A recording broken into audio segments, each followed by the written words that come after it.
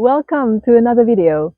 Today, we thought we are talking about another topic that is currently I feel, so hyped, especially in Portugal, is do we think it's recommended to go off-grid?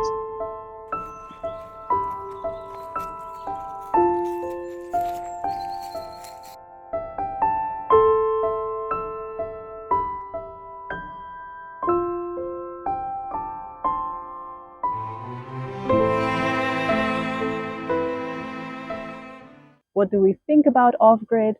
And we will talk about how we chose our land. We have been researching for more than 5 years.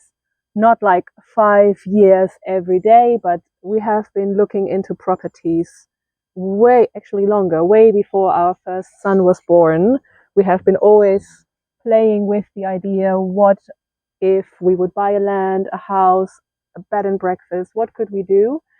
Was always our idea to go somewhere other than Lisbon. And we have been seeing quite a lot of properties. And actually, the idea of going off grid never crossed our mind. Do you think? No. Why is that? Why would you not go off grid?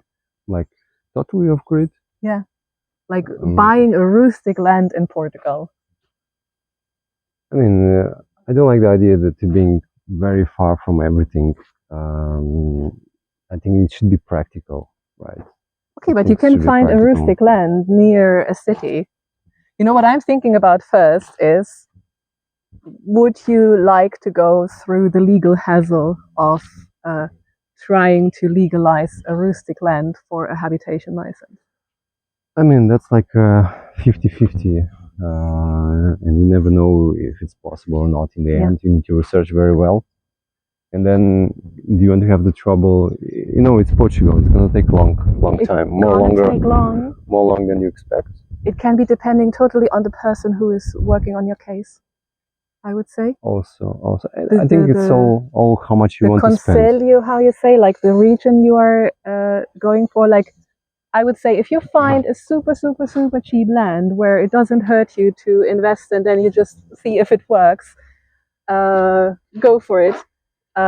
If the idea of off-grid living appeals for you, but for us this was way too risky to even attempt it. So we have been always looking into something that has already a house, not even a ruin. A lot of friends and people who we know, because that's the thing often discussed in Portugal. You just need a ruin on the land, and then it's easy to get a license and what. Which is true. It's easier to get a license, of course. You'll still take some time, and then plus the effort. You need an architect. Of course, yeah, you need an architect, you need a project. That's more money, more time, and you will still need to see if your ideas are going to be approved. So let the real estate agents don't fool you. If there is not a project approved, it is not certain that it will be, just because they tell you. And when a land does not have a habitation license in Portugal, you would legally, I mean, not the land, the house, you mean? Yeah. But if, like, let's say the ruin doesn't have a habitation license, you are actually legally not even allowed to stay there in a camper van. A lot of people do it. But if you are a person who loves to do everything by the book, you will be surprised that actually you will not be able to live there officially. What else? For ourselves, why did we not do that? Yeah, like we said, we don't think it's highly recommended, and we didn't like the uncertainty. It still comes with so much uncertainty if you have a huge land. We still renovate and have a lot of things to do, so I don't think we wanted all this other hassle that comes with it. I mean, I think it all depends on the costs. How much money do you have, right? So you don't have much money, people with less money, maybe then the option is a ruin, and then with the time we knew it, right? But we had some, and we didn't want to. We could have bought for the same money a land with a bigger ruin or a bigger, nicer.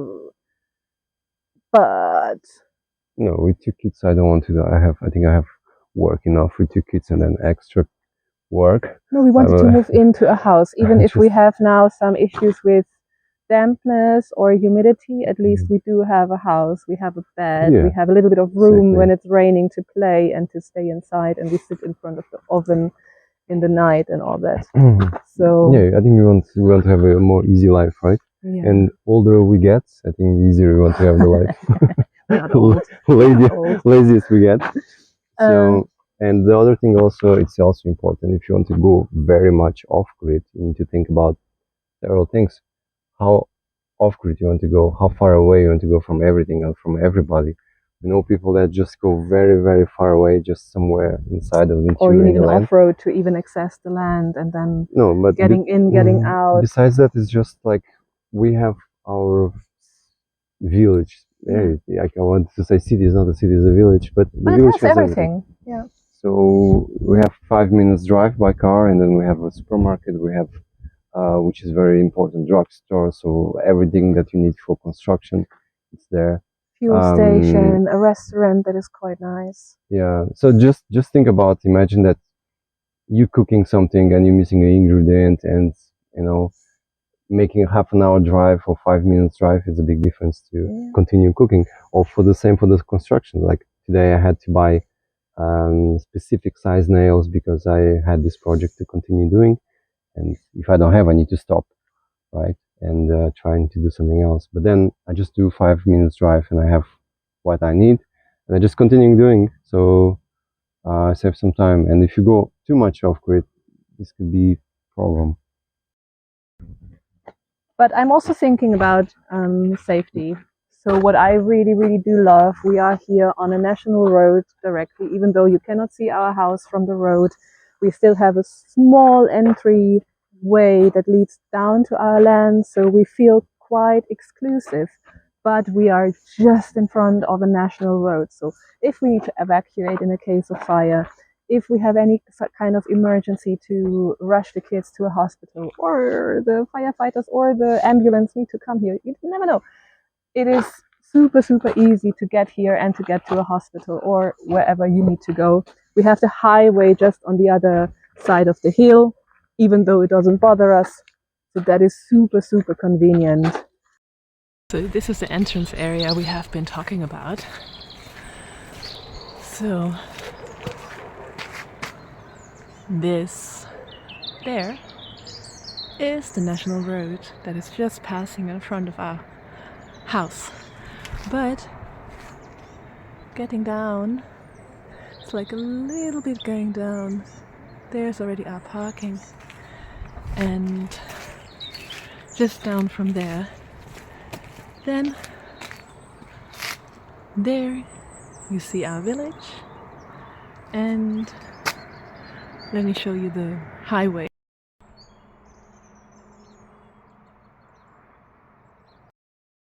At least it doesn't bother us, especially the more down you go. Like here I'm the highest.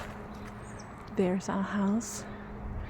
And then we have all these terraces pretty steeply going down to the river. So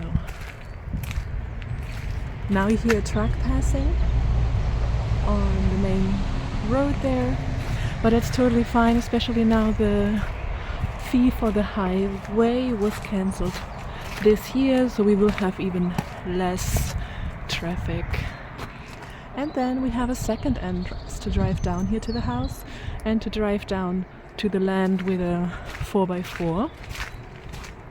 We just renewed the road there last year for easier access, also with passenger cars. And I don't know if this is ever gonna happen, but there we also have the railways passing. That would be amazing if we had a train to come here. So far friends are going by bus to Viseu or something. When you say off-grid, you would be also thinking about no power grid, no water grid. And we love that we have direct water access and, well, yeah, being connected to the power grid, even though it's super expensive. But this would be also a hassle to get this connected to your land if you ever needed that. Then what we definitely considered when looking where to move when we were living in Lisbon is the microclimate in Portugal. So it can become super, super dry in the summer, and drought has been an issue the last years for Portugal. So we definitely were looking for something with its own water source. So we have the river just at our property, which is so amazing, and a lot of trees. We have so much shadow. This kind of keeps the land moist even in summer when it's like super, super crispy leaves and everything is dry.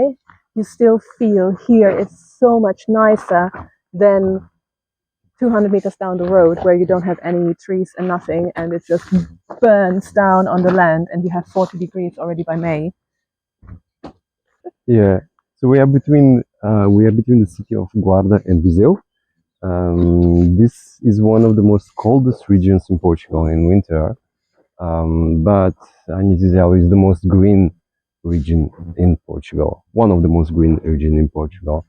Of course, you know Portugal is known to be a warm country, and a lot of people go to Algarve, to Alentejo, but there in the summer it's just hell, right? I mean, There are regions that don't have rain anymore after March. yeah, and then there's water ration, right? Already they're doing that, so they're rationing the water. You cannot then use your water anymore to water the garden. And Yeah, so and then the prices are crazy down there. Yeah. And of course we looked a at lose-lose also. situation. Yeah. A lot of money for the land, and then you're running into a situation where it is not as comfortable maybe to live. Oh, Vincent is hunting. Catch something.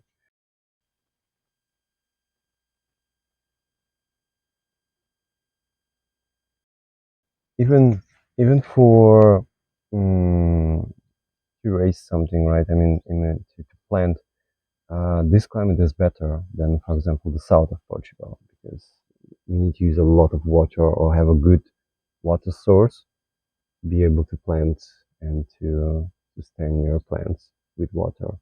And here we have water all year, basically. Oh, it was raining quite long last year until like July. I think we had the last rain. There's our river.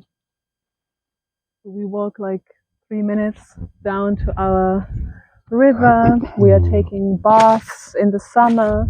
This will be even nicer when the kids are now a little bit older because it doesn't have like a beach or anything. It just goes straight into the water. When they can swim, this will be so, so convenient. And also, people are thinking they need to move to the beach in Portugal. Not at all. We have been at river beaches all summer long, and we have not even discovered all of them in our region this year, last year. I'm so excited for this summer to try again all the other river beaches. This is really something that is flourishing right now. A lot of town halls are creating this. There's one near Guada actually that even has a slide, like super, super cool. So, let me show you something really cool. Really cool. Only us city people can be excited about this, I think. Yeah. So we have some signs of wild boars here. Oh yeah. And that ones there are quite fresh. So like 2 days ago, this. I knew. Yeah. So they are really here around somewhere. I'm not sure from where they're coming yet. Could not find out yet, but they're here. I don't know if there are many or just one solitary one, but definitely there's a lot of wild boars here around. So we're just taking a Saturday walk, and definitely we have wild boar in our land in the nights, like everything is torn. The boars are coming closer and closer to our house. They seem not to be afraid anymore. So like this, it's really, really close. There's our house. So far they have always only been down there in the forest.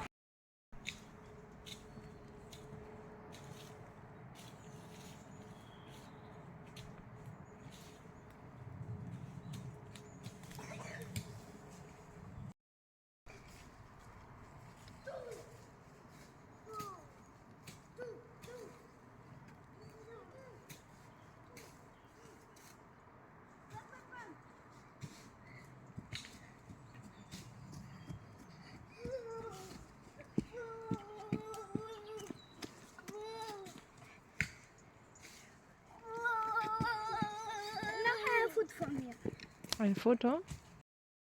So yeah, I feel we have the best from all worlds. We are pretty close to a town that was necessary for us personally because we sent our kids into a kindergarten, even bringing them last year to one that was a bit further, 15 minutes from here, was already very annoying for us.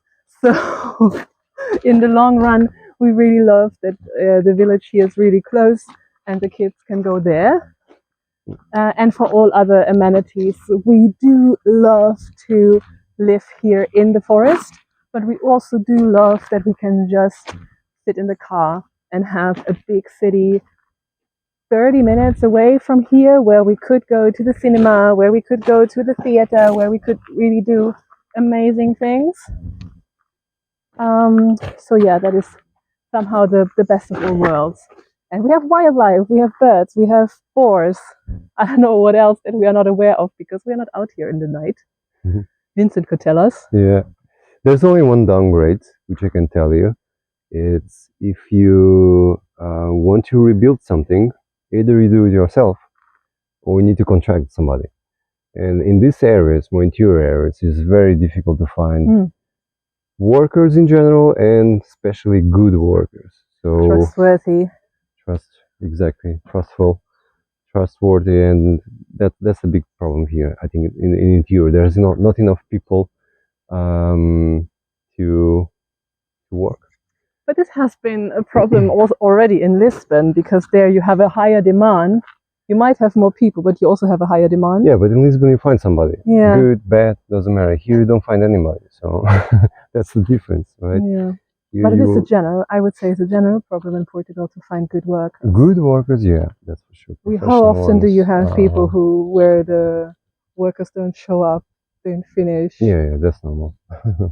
I mean, you're lucky if you don't get your first bid, the orçamento, because then you know already they're not trustworthy. The worst is when you get everything and then they just don't come. Yeah, I mean, the ones that we have here, they're just full of work. Yeah. And even they say that they will do something for you. I remember with the road. Yeah. We're like, how many? 2 or 3 guys were here, yeah, saying yes, that we're gonna do this. And then it took they just weeks and weeks and weeks. And I could just be like, oh, this week is not good weather for us. Or some other reason. Or how often did the car break? Yeah, happens. So yeah, there's not enough people in general. That's one thing. That's just the downgrade that we have here. Yeah. The downside. Yeah. Living. We don't live off grid. No, the downside of living a bit more interior. But that's really the only thing. If you're a little bit handy, like this guy here, or if you don't mind not to rush your projects, it's a very, very nice thing to do. To feel a bit more interior. Prices are better. Climate is better. Yeah, I think that's it from us. Do you have any other things to... So, if you have any other questions regarding this topic or another topic that we should tell you about, let us know in the comments. Consider subscribing if you haven't already, so that you don't miss other videos. And see you next time. Bye!